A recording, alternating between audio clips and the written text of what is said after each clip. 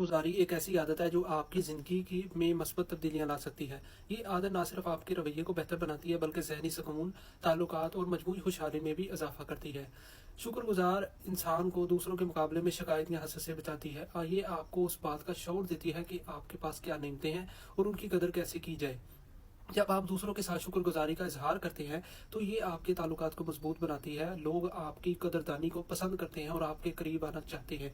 शुक्रगुज़ारी आपके दिमाग को मस्बत सोचने की तरफ राग़िब करती है। इससे मनफ़ी ख़यालात और परेशानियों में कमी आती है। शुक्रगुज़ार अफ़राद ज़्यादा पुरसुकून और खुश रहते हैं, जो ज़हनी दबाव को कम करता है और खुशी जिस्मानी सेहत को बेहतर बनाता है।